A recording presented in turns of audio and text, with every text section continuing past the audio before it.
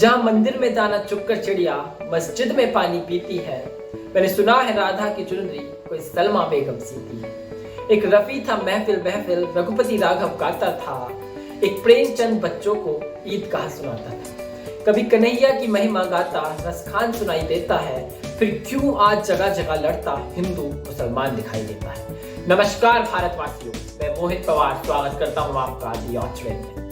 मन में बहुत पीड़ा होती है जब स्कूल कॉलेज के मित्र एक दूसरे से धर्म के मुद्दों को लेकर लड़ते नजर आते हैं, और ऐसा ही कुछ आजकल देखने को मिल रहा है। जी हाँ, मैं बात कर रहा हूँ कर्नाटका में चल रहे हिजाब विवाद की। मुझे यकीन है आप अब तक इस खबर से वाकिफ हो चुके होंगे, लेकिन फिर भी इससे पहले मैं अपने मन की पीड़ा को बयां करूं, आप सभी को ये मामला संक्षिप्त में समझाता हूँ। दरअसल ये पूरा मामला कर्नाटका के उडुपी जिले से दिसंबर 2021 के आखिरी हफ्ते में शुरू हुआ, जहां पर कुछ छात्राओं का आरोप है कि उन्हें हिजाब पहनकर क्लास में बैठने से सरकारी पीयू कॉलेज प्रशासन द्वारा मना कर दिया गया और छात्राओं ने इसका विरोध किया, जिसके बाद धीरे धीरे ये मामला तूल पकड़ने लगा और उडुपी के एक कॉलेज से पूरे कर्नाटका और अब देश के कई राज्यों में फैल गया। तो जो मामला कॉलेज प्रशासन और छात्राओं के बीच सुलझ सकता था, उसको कुछ लोगों ने अपने स्वार्थ के लिए सांप्रदायिक रंग दे दिया और मामले को और ज्यादा बिगाड़ दिया।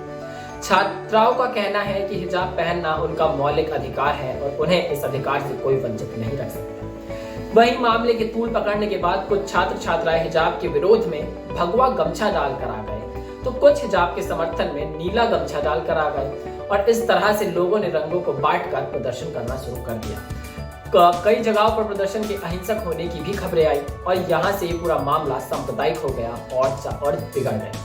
इस मामले को लेकर 6 छात्राओं ने कर्नाटक हाईकोर्ट में याचिका दायर की, जिसकी सुनवाई जस्टिस कृष्ण दीक्षित की सिंगल बेंच ने मंगलवार और बुधवार को की। मंगलवार को सुनवाई के दौरान न्यायमूर्ति कृष्ण दीक्षित की सिंगल बेंच ने कहा था, यह अदालत विद्यार्थियों और आम लोगों से शांति और सौहार्द बनाए रखने का अनुरोध करती है। इस अदालत को समग्र जनता की बुद्धिमत्ता और सदाचार पर पूरा भरोसा है और उम्मीद करती है कि इसे व्यवहार में भी अपनाया जाएगा।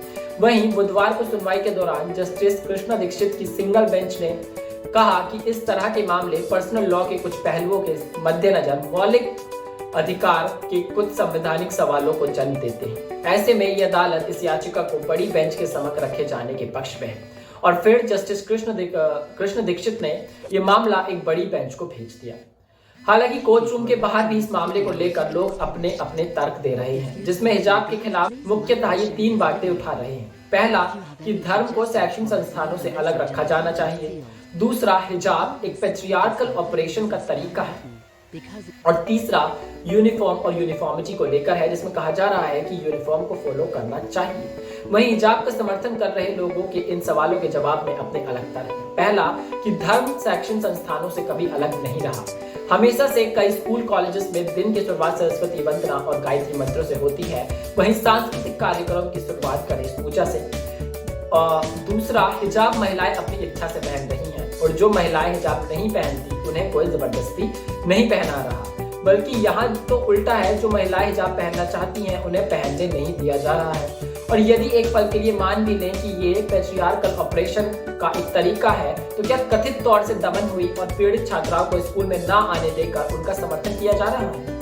यदि इस तर्क को मान भी लें तो ऐसा है कि उनके घर वाले उन्हें हिजाब के बिना बाहर नहीं आने देते और स्कूल वाले हिजाब के साथ उन्हें अंदर नहीं आने देते, तो ऐसे में आखिर छात्राएं क्या करें? और ये प्रथा केवल इस्लाम में तो है नहीं, बल्कि हर धर्म में महिलाओं के लिए घूंघट, पर्दा आदि होता ही है। और तीसरा तर्क ये है, यदि यूनिफॉर्म की बात है तो फिर लोग सिखों और हिंदुओं के पगड़ी, तिलक, कलावे आदि पर भी सवाल करेंगे। वहीं कोर्ट में विचार इस बात पर होना है कि क्या हिजाब इस्लाम का एसेंशियल रिलीजियस प्रैक्टिस है या नहीं। चूंकि ये सवाल न्यायालय में विचाराधीन है, हम इस पर टिप्पणी नहीं करना चाहते। मामलों में ये बात भी सामने आ रही है कि पहले छात्राओं को कैंपस में हिजाब की अनुमति थी और अब भी है, केवल क्लास में हिजाब पहनने की अनुमति नहीं है, और छात्राएं अब अचानक क्लास में भी हिजाब पहनकर बैठना चाहती हैं, इसलिए ये बात बिगड़ गई। हालांकि छात्राओं का कहना है कि ऐसा नहीं है और उन्होंने अपने सीनियर्स को हिजाब पहने देखा है। आखिर कौन सही है कौन गलत है, इसका फैसला तो न्यायालय करेगा। लेकिन आज सवाल सिर्फ कर्नाटका में हिजाब झगड़े का नहीं है, सवाल देश में उत्पन्न हुई असहिष्णुता का है। ये बात सच ही तो है कि हमारे खुद के स्कूल में सुबह गायत्री मंत्र से मंथना हुआ करती थी और सभी धर्मों के बच्चे उसमें हिस्सा लिया करते थे और कभी कोई विवाद नहीं हुआ करता था। लेकिन अब कुछ लोग अपने निजी स्वार्थ के लिए सामाजिक भाईचारे और प्रेम को बिगाड़ने की कोशिश कर रहे हैं। जब पूरी दुनिया विकास और टेक्नोलॉजी में आगे बढ़ रही है, चाइना ने अपना अलग सूरज बना लिया है, तब हम ये डिसाइड करने में लगे हैं कि कौन क्या पहनेगा, क्या खाएगा, कैसे रहेगा। क्यों हम असली मुद्दों और विकास पर ध्यान नहीं दे रहे? किसी ने खूब ही कहा है कि राजनीति एक ऐसा खेल है जिसे चतुर खेलते हैं और मूर्ख दिन भर चर्चा करके अपने ही मित्रों से संबंध खराब करते हैं। तो अब फैसला आपको करना है कि आप कौन हैं। तब तक के लिए न्यायालय में भरोसा रखिए, प्रेम से रहिए और मुझे इजाजत दीजिए।